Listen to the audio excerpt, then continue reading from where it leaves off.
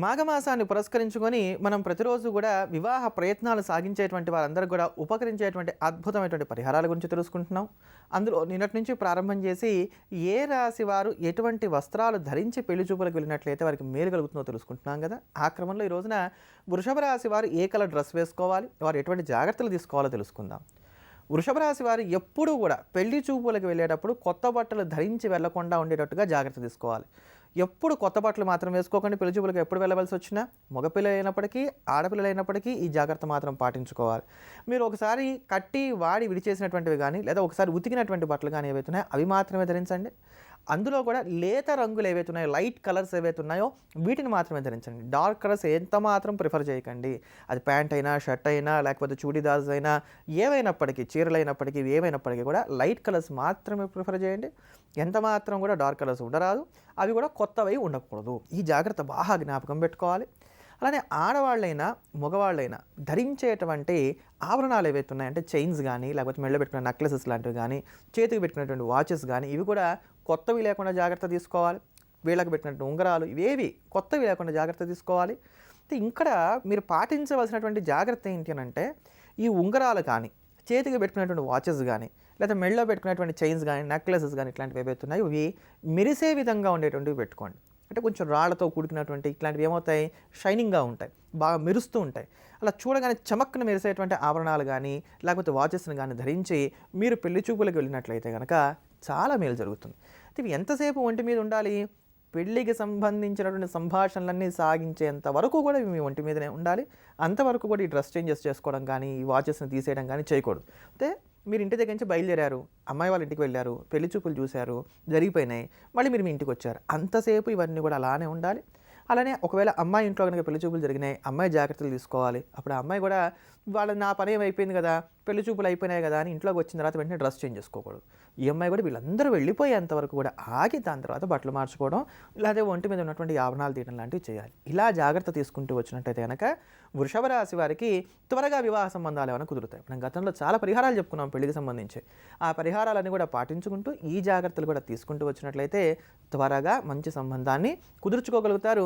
మంచి జీవిత భాగస్వామికి మీరు స్వాగతం చెప్పగలుగుతారు. ఇటువంటి మరిన్ని అద్భుతమైనటువంటి పరిహారాల గురించి తెలుసుకోబోయే ముందుగా మంగళవారం రోజు మనందరికీ కూడా సమస్తమైనటువంటి సన్మంగళాలు కలగజేసేటువంటి ఆంజనేయ స్వామి వారికి సంబంధించినటువంటి స్తోత్రాన్ని శ్రవణం చేద్దాం. హనుమత్ కటాక్షానికి పాత్రులమవుదాం. నమో ఆంజనేయం నమో దివ్యకాయం నమో వాయుపుత్రం నమో సూర్యమిత్రం నమో నిఖిల రక్షాకరం రుద్రరూపం నమో మారుతిం రామదూతం నమామి.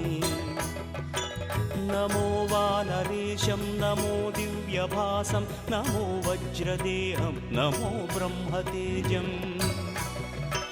నమో శత్రు సంహారకం వజ్రకాయం నమో మారుతిం రామదూతం నమామి. నమో ఆంజనేయం నమో దివ్యకాయం నమో వాయుపుత్రం నమో సూర్యమిత్రం నమో నిఖిల రక్షాకరం రుద్రరూపం నమో మారుతిం రామదూతం నమామి. నమే భక్త ప్రణశ్యతి అని భగవద్గీతలో కృష్ణ పరమాత్మ మనందరికీ కూడా అభయాన్ని ఇచ్చాడు. నా భక్తుడైనటువంటి వాడు ఎప్పటికీ కూడా చ్యుతుడు కాడు, అతనికి ఏ ఆపదలు రాకుండా నేను రక్షిస్తాను అని చెప్పని పరమాత్మ మనందరికీ కూడా ఇచ్చినటువంటి అభయం. ఇంత గొప్పదైనటువంటి అభయం మరి ఇంకా ఏ దైవం కూడా ఇవ్వలేదు. అందుకనే ఆయన మహానుభావుడు పరమాత్మ కృష్ణ పరమాత్మ లోకం అంతటికి కూడా ఎలా బతకాలో, ఎలా ఉండాలో, ధర్మాన్ని అనుసరించి ఏ ప్రకారంగా ఉన్నట్లయితే కైవల్యం లభిస్తుందో నేర్పినటువంటి జగద్గురువుగా ఆయన మనందరికీ కూడా చేసినటువంటి బోధే భగవద్గీత. అటువంటి భగవద్గీతను అందించినటువంటి కృష్ణుడి యొక్క పరిపూర్ణమైనటువంటి అనుగ్రహాన్ని మనం పొందడానికి గాను ఉపకరించేటువంటి స్తోత్రం ఆది శంకర భగవత్పాదాచార్యుల వారు మనకు అందించినటువంటి స్తోత్రం కృష్ణాష్టకం. కృష్ణం వందే జగద్గురుం అనబడేటువంటిది ఈ అష్టకానికి ఉండేటువంటి మకుటం అంటే చివరిలో వచ్చేటువంటి పదాలు అనమాట. కృష్ణం వందే జగద్గురుం. అసలు కృష్ణ కృష్ణ అని నిత్యం జపం చేస్తూ ఉంటే చాలట కాయిక వాచిక మానసిక పాపాలన్నీ కూడా తొలగిపోతాయని చెప్పాను. అంటే శరీరం చేత, వాక్కు చేత, మనస్సు చేత మనం చేసేటువంటి పాపాలు ఏవైతున్నాయో ఇవన్నీ కూడా తొలగిపోతాయని చెప్పాను. అందుకని వినకూడని మాటలు విన్నా, అనకూడని పదాలు అన్నా, తాకకూడని చోట్ల తాకినా ఆ దోషం పోవడానికి వెంటనే కృష్ణ కృష్ణ అనమని పెద్దలు చెప్తూ ఉంటారు.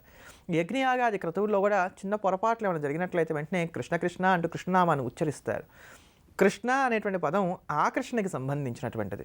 ఎవరైతే నిత్యం కూడా ఓం కృష్ణ అని కానీ క్లీం కృష్ణ అని కానీ జపం చేస్తుంటారో వారిలో మంచి సమ్మోహన శక్తి ఏర్పడుతుంది. అంతేకాక వారిని చూడగానే మనం కూడా ప్రసన్నతను చెందుతాం. రండి కూర్చోండి అంటూ చాలా గౌరవప్రదంగా మాట్లాడగలుగుతాం. ఆ కృష్ణనామానికి ఉండేటువంటి గొప్పతనం అది. ఎటువంటి యజ్ఞయాగాది క్రతువులు చేయబోయినా, ఉపవాసాది దీక్షలు చేయలేకపోయినా నిత్యం నిరంతరాయంగా కృష్ణ కృష్ణ కృష్ణ అని జపం చేస్తూ ఉంటే చాలట అంత పుణ్యాన్ని కూడా మనం పొందగలుగుతామని చెప్పారు. ఎవరైతే వివాహం కాక అవస్థపడుతున్నటువంటి ఆడపిల్లలు ఉన్నారో వీళ్ళు ప్రతి బుధవారం కూడా వదిలిపెట్టకుండా మువ్వగోపాలుడికి కనుక అంటే కృష్ణ పరమాత్మ యొక్క దేవాలయానికి వెళ్ళి స్వామివారికి కనుక తులసిమాలను ఇస్తూ వచ్చినట్లయితే వీరందరికీ త్వరగా వివాహాలు కూడా జరుగుతాయి. ఇలా మనకు ఉండేటువంటి ప్రతి కష్టంలో నుంచి మనల్ని ఉద్ధరించేటువంటి వాడు, కైవల్యాన్ని కూడా అందించేటువంటి వాడు కృష్ణ పరమాత్మ. అటువంటి కృష్ణ పరమాత్మకి సంబంధించిన ఆ కృష్ణాష్టకాన్ని మనందరం కూడా శ్రవణం చేసి శ్రీకృష్ణానుగ్రహానికి పాత్రులమవుదాం.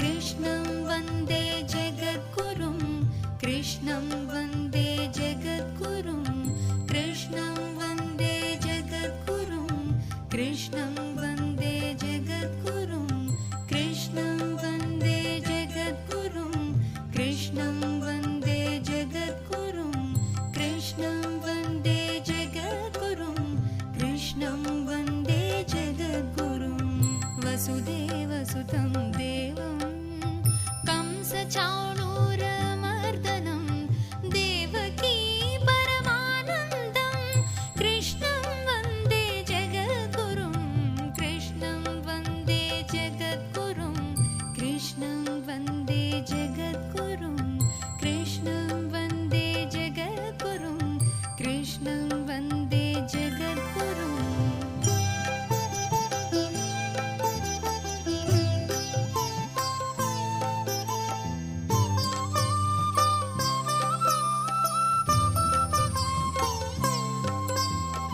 अतसि पुष्पसङ्कासं हारनूपुरशोभितं रत्नकङ्कणकेयूरं कृष्णं वन्दे जगद्गुरुं कृष्णं वन्दे जगद्गुरुं कृष्णं वन्दे जगद्गुरुं कृष्णं वन्दे जगद्गुरुं कृष्णं वन्दे जगद्गुरुं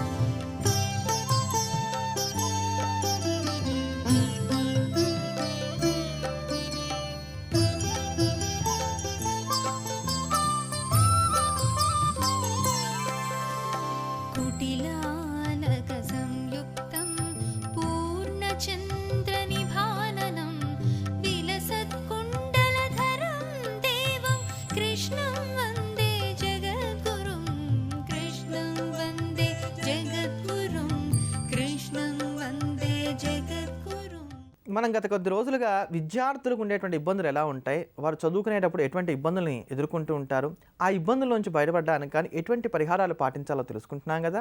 ఆ క్రమంలో ఈ రోజున వారికి మనస్సు చదువు మీద లగ్నం అవ్వట్లేదు. క్లాస్ రూమ్లోకి వెళ్ళిన దగ్గర నుంచి, ట్యూషన్ దగ్గరికి వెళ్ళిన దగ్గర నుంచి వారి మనస్సు కాన్సన్ట్రేషన్ అనేది ఉండట్లేదు చదువు మీద, ఎంతసేపు కూడా రకరకాలైన ఆలోచనలు వస్తున్నాయి అని అనుకున్నప్పుడు ఆ పిల్లలు పాటించుకోదగినటువంటి పరిహారం ఏదైతుందో దాని గురించి తెలుసుకుందాం. లేదా ఏదైనా ఒక సబ్జెక్ట్ ఉంది, ఒక సబ్జెక్టులో మాత్రం చాలా శ్రద్ధగా చదువుకోగలుగుతున్నారు, ఇంకో సబ్జెక్ట్ దగ్గరికి వచ్చేసరికి మాత్రం చాలా పూర్గా ఉంటున్నారు, అది వింటేనే బోర్ కొలుగుతుంది వీళ్ళకి. అలా అనుకునేటువంటి సందర్భాల్లో ఇటువంటి దోషాలన్నీ కూడా పోగొట్టుకొని మంచి గ్రాస్పింగ్ పవర్ని పెంచుకోవడానికి, మానసిక ప్రశాంతతను పొందడానికి, మనస్సుని చదువు మీద లగ్నం చేయడానికి ఉపయోగపడేటువంటి అద్భుతమైన తేలికపాటి పరిహారాన్ని గురించి తెలుసుకుందాం.